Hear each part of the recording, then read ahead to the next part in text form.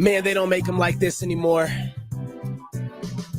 When I wake up in the morning time. I'm pretty sure I got all those lyrics wrong. And I don't care because it's a marvelous Monday.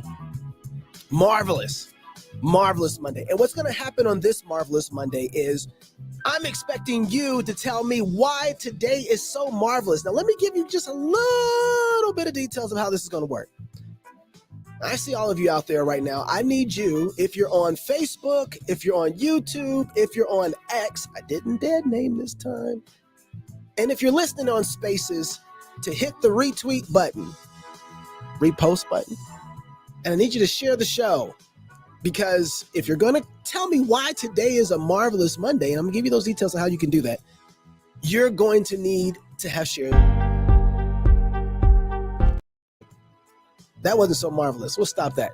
But inside of the comment section, I posted a video link for you to be able to click there and come in and join the conversation. Now, I might have a special guest today, and I might know this special guest.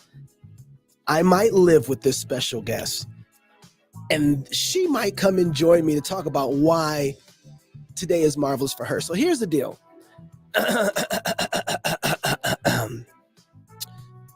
I'm working on something, trying to get it out my throat, and you guys kind of help me do that. So the reason we call it Marvelous Mondays is the Marvelous Mondays, the undoing of the wicked. So part of what you have to come in and talk about is why today is marvelous and how is it the undoing of the wicked? Because there's so many good things here. I think we take for granted the fact that God is doing something every day to undo the work of the wicked through the blood of Jesus Christ and our work, right? We've taken for granted just the simplest things about us being a good priest, a good priestess, how that is undoing the work of the wicked. We have been restored back to the Adamic ability to be priest and not have to worry about our relationship to God anymore. Christ has fulfilled and remove the gap between us and the Father.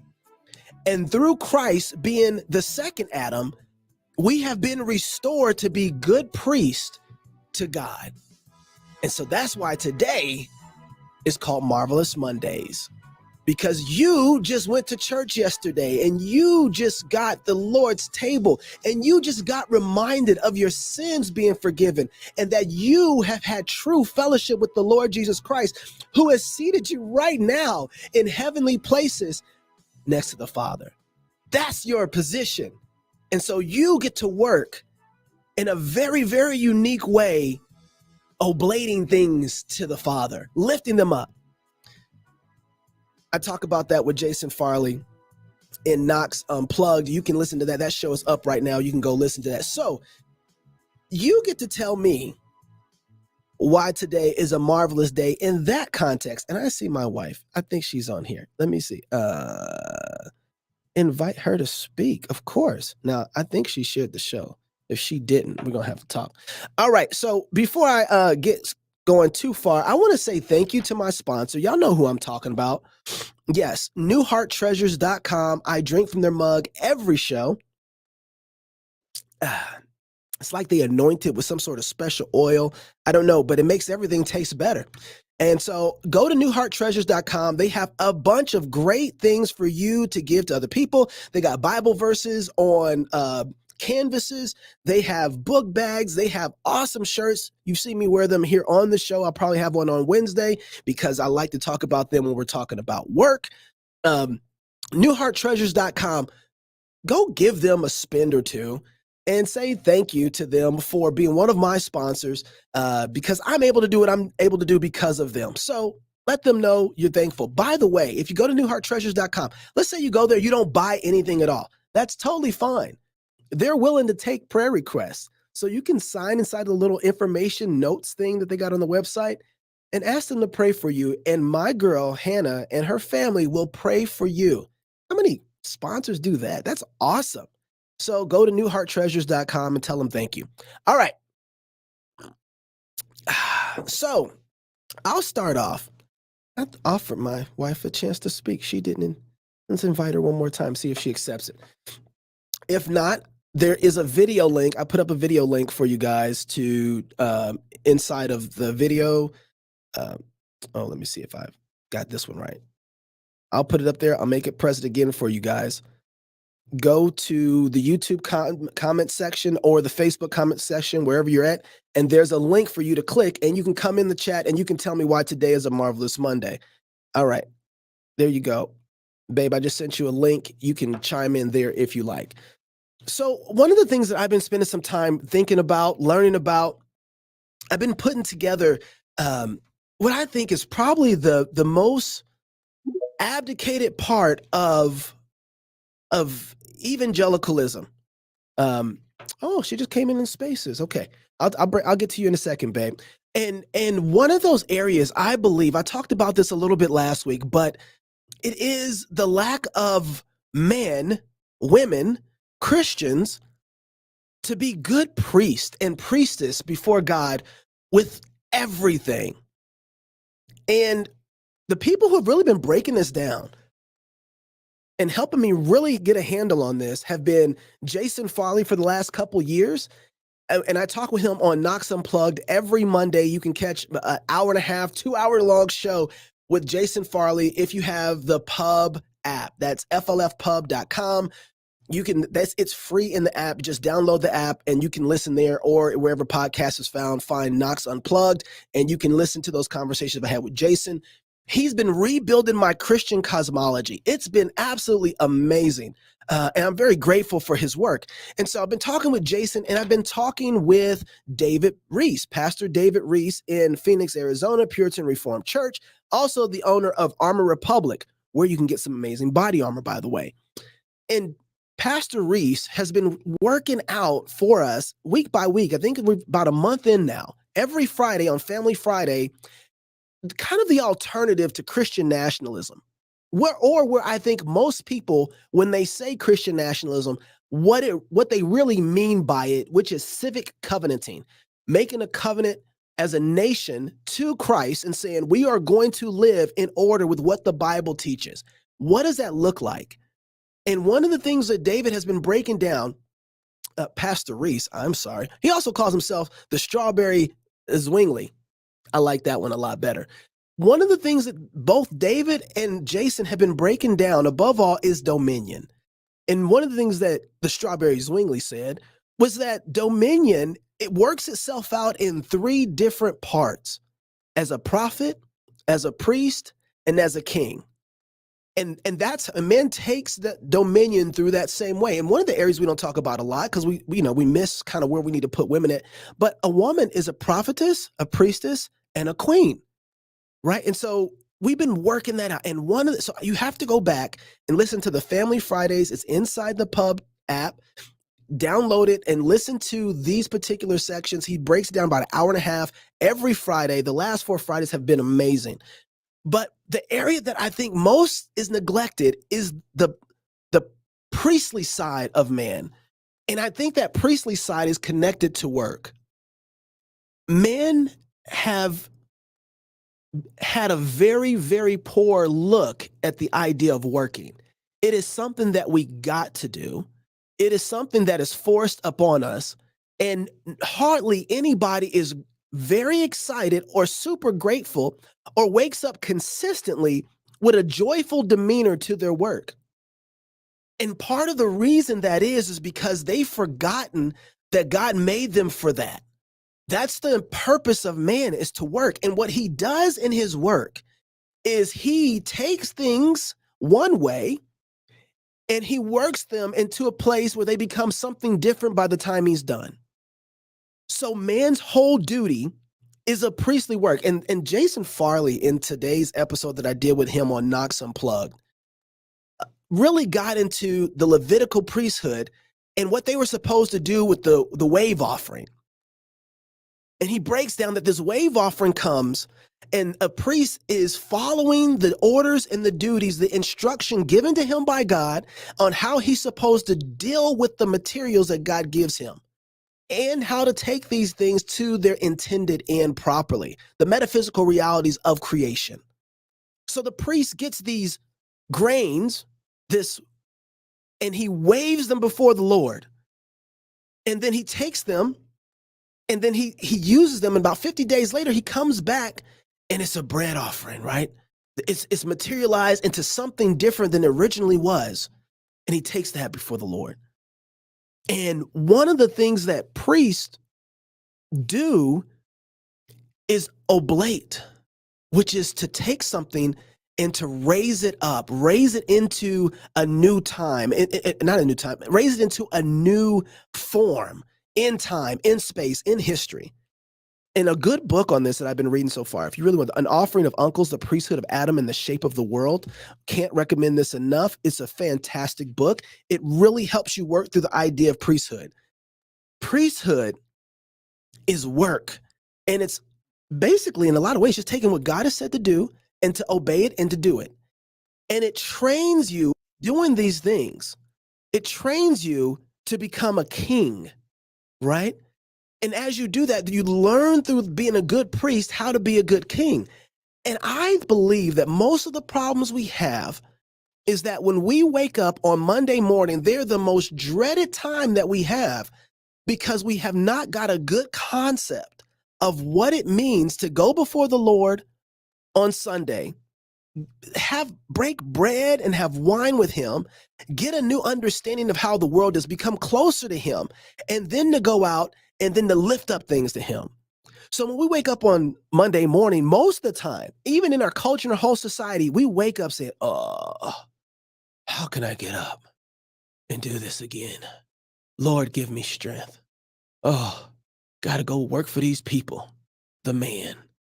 Instead of asking the question, what is it today that I get to have and be given by God to take it through a maturation process and lift it up? And so it's not that we stop being priests at all. We just stop being good priests. And instead, in our complaining, we offer up and oblate our complaint of God's creation and turn it into idolatry. We start worshiping, we could start being priests of false gods.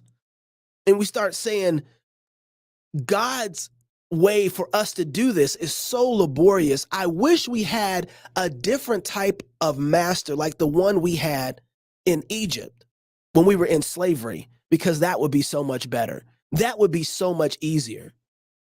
And so we complain and we tempt God that way. Instead of waking up and saying, man, God has something uniquely planned for me to do in his world today, and to take that and then to glorify it and lift it up to him and say, Lord, look what I've done. And last week I talked a little bit about this, and I didn't get a chance. Guys, I'm going to be quick too. I got about 15 minutes left and I'm going to get out of here. But one of the things that the evidence of this comes into play mostly with our children, and we see it clearly just in kids, young ones and those who are adults who still have their parents. We're all kids in some point. But one of the things that comes up in this is that we always want to have the reins. We always want to have the power. We always want to be in charge, but we never want to take responsibility first. And I bring this up because Pastor Wilson last week preached this sermon, How to Be a Christian Child. And I didn't forget this. This was so powerful because when you talk about being a Christian child, like I said earlier, it's not just little ones who we have as our children now that are in our house. We are someone's child too. And so we still fall underneath that type of preaching when he's talking. We're someone's child, and how we treat our parents is still an issue of honor and respect towards them. And so one of the things that he said that we need to do, and he was speaking to teenagers primarily, was that as a teenager, instead of complaining about what your parents won't allow you to do, instead of complaining about what they have as authority over you, why don't you take some responsibility and say, you know what? I realized that in this house, I drink a lot of milk. I eat a lot of food. What can I do that would help produce more milk, more food here in this house to this family? How can I contribute in such a way that I can take responsibility over the things that I engage with? How can I help you, mom and dad? And he said, and I think it's true, everybody's going to feel their teenager's head and be like, are you okay? What'd you do with my son? What'd you do with my daughter? What is this?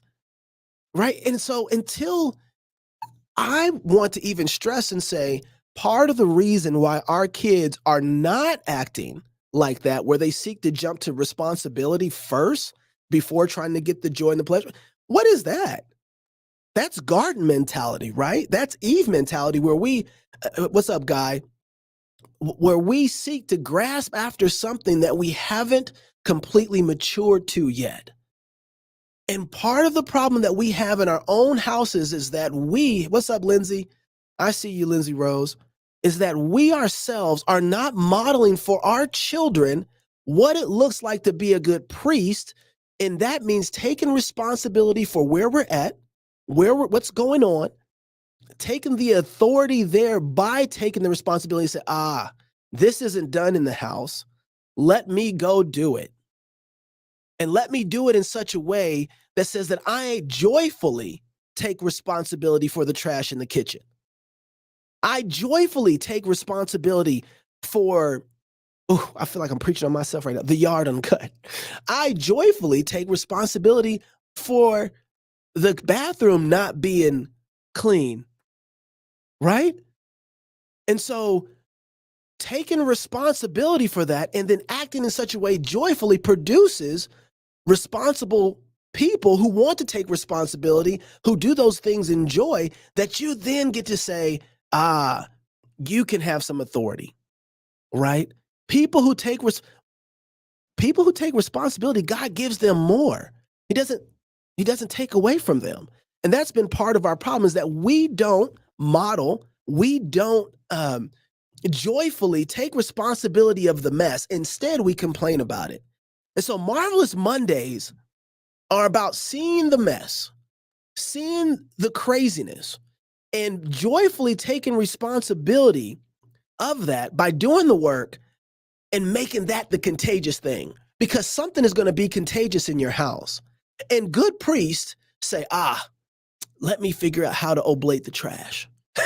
How do I make this kitchen better than what it was when I got here? How do I make this body better than how I got it, right? How do I oblate that? How do I take these kids, these human beings, and how do I lift them up? Your children are made of words. Oh, Jason got into that. So good. And he talked about this on Knox Unplugged. Go listen to that show today we did. So good. We are to be priests to other human beings made in the image of God. So then how do I lift them up? Well, they're made of words. Are you using your words to build up somebody else in love? Or are you using your words to tear down and create malice? This is convicting. When you get on social media and you start talking, are you thinking about, man, how am I building somebody up? Is this actually building somebody? Or is this I'm looking to tear them down? So much there. So much there. All right. I have my wife. I'm going to unmute you. You can unmute yourself, Sharon. And then you can start us off on why today is a marvelous Monday for you. Hey. Okay. Hey, babe. Hey. It's so fun. Thank you for joining. I don't know if I got this right. Yeah, I hear you. Thank you for having me on. Yeah. Okay, great. Okay, well, now, I don't, just because you're my wife don't mean that you can lollygag on here. You better come on and get to it. Excuse me. This man was a hard bargain. So what makes this a marvelous Monday for you? Barbecue. Barbecue makes it a wonderful Monday, a marvelous Monday. Okay, do explain. Okay. you're always posting pictures of your smoked foods, right? Mm. And Speak. and so and so there it is. It's just sitting out there for the world to see. And Mm. it turns into something else. It can turn into something else. You just have to watch the hand of God. Okay, so yummy food, we all get fed. I didn't Oh, you're breaking up on my to side. see, and then Say that again. We all get what? oh, we all get fed, right? Yeah. We all get fed. I didn't have to make it, and, and like glory be, right? Wait, let me see if I can get. You Are you that's there? good. Yeah, that's Yeah. good. No, I'm listening. I like how you praising Okay, me. Keep good. going. You're doing a great job. Keep praising me. Mm. Okay. Okay. So, but it goes further, right? You get to snap a picture of it. You get to post it online and show, like, what you got going on over here. And so then we get, this is how I meet. Like, you knew the Bergmans, but I didn't know the Bergmans, Right. Right. right?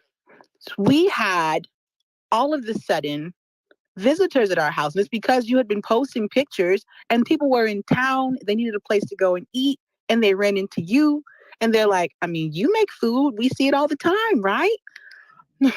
and so and so then my husband brought home like 17 people, like 17 guests that I did not know, only through your contact with them. Were they business Oh, contacts? it was even worse than that. I called you on speakerphone with all of them in the room asking for permission for them to come over. Like you could say no. Like you could say, like, you know what I mean? Like That's right. that's right. Yes. Yes, Yeah, yeah, you yeah. took it all the way there. I was Yeah, I like, did. oh dear. Mm. Oh dear. I don't And recommend doing that, so, by the way. but cut to what you say? I don't recommend doing that, by the way. I don't think anybody should do that. That's not a good move. I cashed in some equity on that one. I ain't gonna lie, I did. I cashed in some equity. All right. Cut to. cut to, like, you know, cut to. I'm tearing the house apart, trying to put it together so that we can get the guests here. You're cooking up a storm because you're supposed to be smoking meat for everybody, and the kids are all like, "What are we doing?"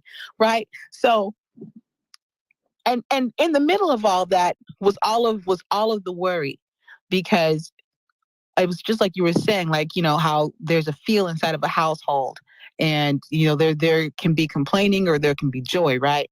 Yeah. And so I remember the kids, the older ones for sure, were fretting like, who are these people, and how are the kids going to be nice? Are the parents going to be engaging? What do we have to do? Like who what have we gotten ourselves into, and why can't Tell we all my just invite business. people Tell over? all my business. Just I'm tell it saying all. this is a conversation. We're like, how come God didn't invite over people that we know? Like, we haven't been hosting people. See, like, Shannon's haven't been hosting people because we have a whole to do in the house with my son who has the concussion. So we've been keeping things real low key, real quiet. We haven't been hosting. We haven't really been going out much. We kind of been hermits up until that point. And so this is over the summer. So boom, all of a sudden, Dad's got 17 guests and we're gonna host them. And it was like, oh snap. Okay, so we're full on. And so these were all the doubts. Like, oh man, how loud is it gonna get? Yeah.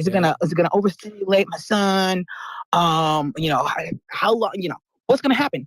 And so, but cut to, they get here, and everybody, everybody from the oldest to the youngest of everybody in the house got along so well. Yeah. It was sweet fellowship all around. I got to meet like two moms that I wouldn't have met in a million years, and all of their lovely kids, and then the husbands to boot. All of the children were just playing everywhere. Even the concussed one was outside throwing a football with all of their boys, Right. and God just glorified it, right? Just Mm. answer the phone for your husband who has you on speaker with 17 people and be like, yeah, sure,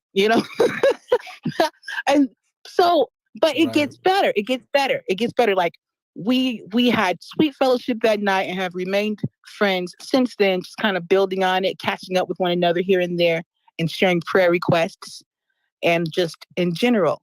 Well, cut to again. Just this past weekend, babe, you know I talk. I'm the person who talks to people in restaurants, people I'm washing my hands, I meet friends in the grocery store aisles. I just talk, you know. Yeah. I'm Yeah. that one. And everybody can hear And you in the grocery store too. We know. We know Sharon is here. That's no yes, question. big loud laugh, you know, I'm complimenting your baby and all of it. So I'm talking, I'm doing what I do. I'm talking. I texted Di to see how she was doing. That's, you know, one of the moms who I met that night that she brought over from your glorious barbecue. I'm chatting with her and I'm asking her. It occurred to me out of nowhere, I'm gonna call it God, to just ask her, Oh, you broke up there. What'd you ask her?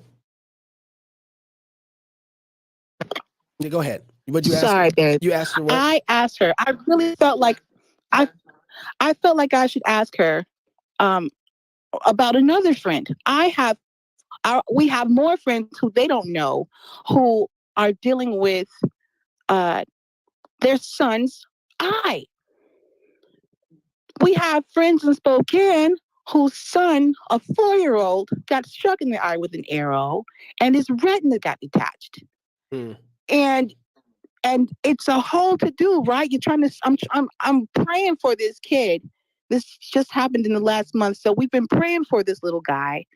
And I was like, Di, have you ever known a friend whose retina was detached and, you know, who was able to have it reattached before? Well, it so happens they have friends in Florida who are doing the exact same thing with their 12-year-old son. Hmm. His first surgery went it failed. It was a fail. They tried and you know, whatever technique they used that time, it didn't work.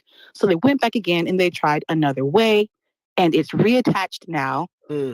And God is kind for all this technology, but it's reattached and he's seeing from it and his vision is growing better from it by the day. Hmm. And he's gonna this kid is doing fine. Well, so then I'm like, let's connect these two families who don't know one another.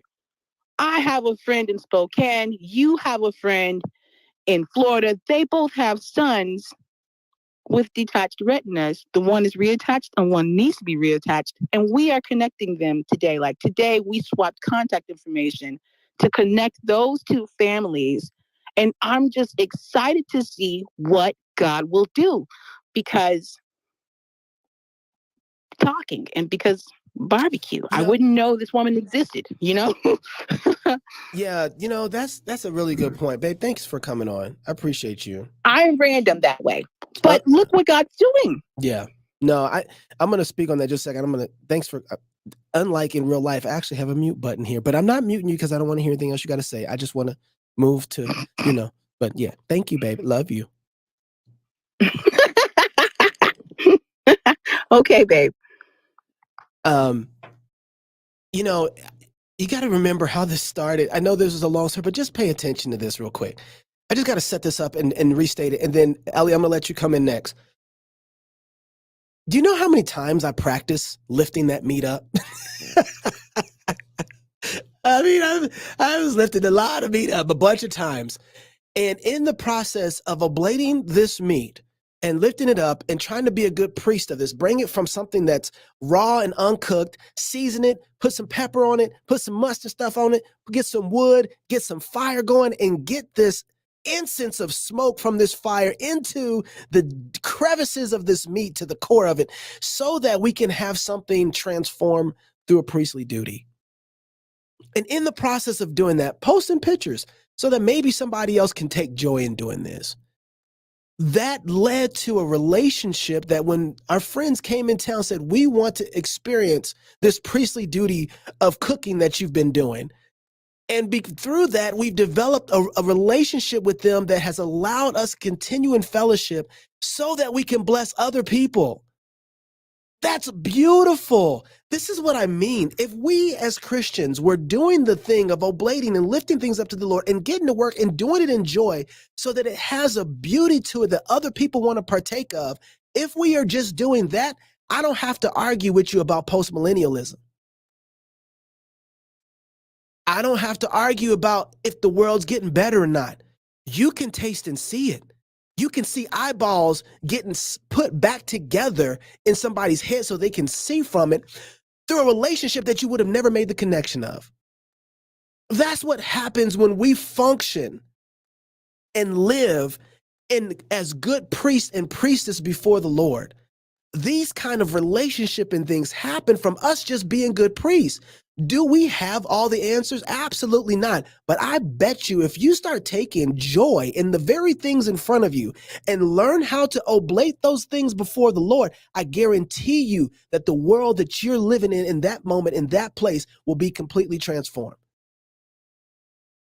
We've forgotten that. And you know what a simple word for that is? Work. Joyful work. Joyful responsibility. Joyful oblating, right? All right. Ellie, you have the floor. Tell me why today is so marvelous and why Mondays are so marvelous.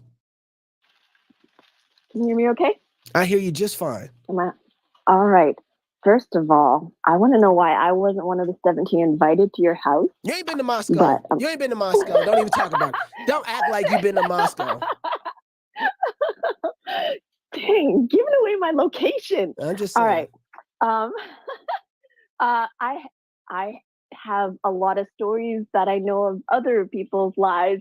So I'm going to tell this story in a way that isn't really giving away personal information or anything, but I was in church, and sometimes people, we might think, is there hope for the next generation? And with all this stuff going on and young people who aren't staying in church, well, then I hear this little girl asking her mom, and I'm going to say this girl is maximum 7 years old or younger, and she's asking her mom, why can't she take part in this bread and wine going around the communion?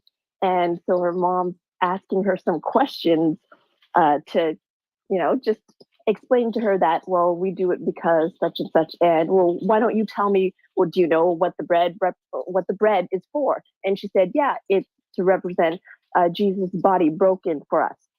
And her mom stops, and then so her mom asks her, well, what's the wine for? And this little girl goes, that's represents Jesus' blood poured out for us. And her mom just stopped. And this is just a beautiful picture that just reminded me, like, we're on the winning team. We're on the winning team, guys. And that's why it's a marvelous Monday. That's all I got to say for today. That's really good. Thank you, Ellie. I don't understand why we're so surprised that God is going to do the things he said he's going to do. Like, and I'm not just not talking about this situation. I'm just, think about it like this. The Bible says, if my people who are called by my name will humble themselves and pray, then will I hear from heaven and heal their land. And we don't have the type of faith that believes that, because we don't expect healing to come around. We expect more destruction and mayhem. But let me give you if you read through Numbers, if you read through the Old Testament, particularly you see the children of Israel, you see priests that do this, both a kind of protecting and a type of going in between and lifting men up. And what I mean by that is, when you cry out to God, and let's say you ask him for rain, we are not the kind of people who go grab rain boots, a poncho, and an umbrella. We are the kind of people who walk outside without it, surprised if it actually happens. And I know everybody's, oh, that's kind of charismatic. No, it's not charismatic. And maybe it is, but it's right. You know, if that's what you're praying for, and if you're not asking it in the midst to consume it on your own lust, and you're asking according to the will of God, that his kingdom come here on earth as it is in heaven, and that's where your heart is, why are you surprised when God comes through? I have this, a good priest is the kind of person that runs in and gets and guards the people from the wickedness because it's been lifting them up properly. I'm thinking of Phineas, right? Who saw that the judgment of God was coming down on the people of God because they had turned to idols and had been laying with these prostitutes who were, by the way, were shipped into their camp from the wicked ones. And they say, hey, we know how to get them, women. And so as they're sleeping with these pagan women, these women that are not a part of Israel unlawfully, you see Phineas come and starts to kill the thing. He's like, kills these people who are like, hey, I found them. Boom, to the death. All right, Lord, bless us again. Like, good priests deal with the sin that's there. They actually go before man and God, and they're like, hey, you can't do this. You're going to bring judgment on us. But it's because he knows how to rightly deal with things. He knows how to rightly parse things. He knows what God has commanded and how men should be operating. And so when we look at our world right now, part of the priesthood of Adam, inside of that was guarding and protecting, right? Like, that's the priest in the Old Testament, don't forget, had a sword too. There was a form of protection. There was priests who with swords. They were the ones who went out into battle ahead, right? There's a part of our priestly duty that is a protective form and a fighting form, an engaging form. It's just, somebody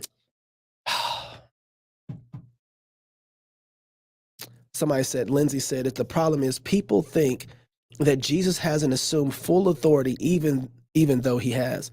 I can't agree with you more on that, Lindsay. That's all right. He's received full authority, and not just in that, he has restored us back to the chasm that was there that Adam made. Christ has restored, so we get to actually go to work with some joy, knowing that the work that we do is going to be a sweet smelling savor in the nostrils of God, so that he will bless it because of what Christ has done and not because of what we have done. But we get to work well because he's worked already.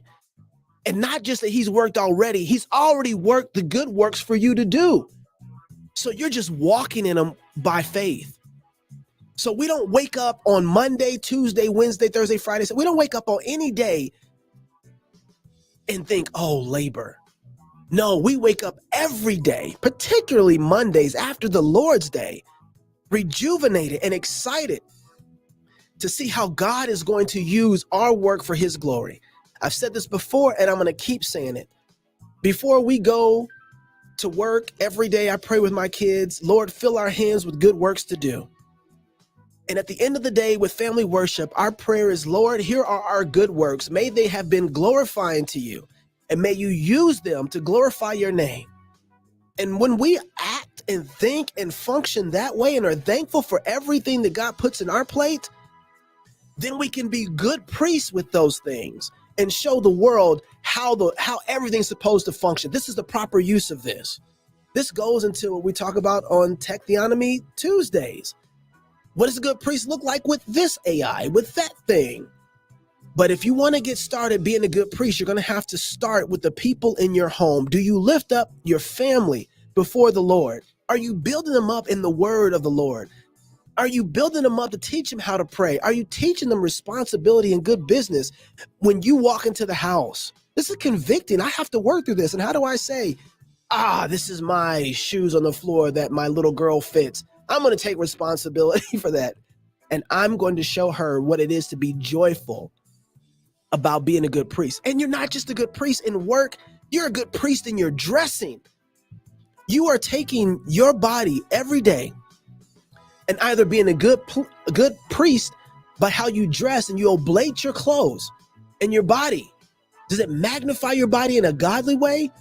Or does it say, frump? Don't be a frump. Be a good priest. Don't be a bad priest. Glorify and adorn yourself according to that brings God glory in everything. In everything. All right, that's me. I'm done today. Marvelous Mondays. We out once again. Don't forget, it's marvelous because Christ has died and restored Adam to his proper place. Me and you, we're with Christ. We get to work in joy, knowing that everything we do accomplishes God's good end. And God has predestined those works for us to do. So we can take joy in them, knowing that it's taken dominion. Until next Marvelous Monday, I can't wait I want to hear more why Marvelous Mondays are so marvelous for you. So save it up this week and tell me next week. But tomorrow, Tech Theonomy Tuesdays. See you then.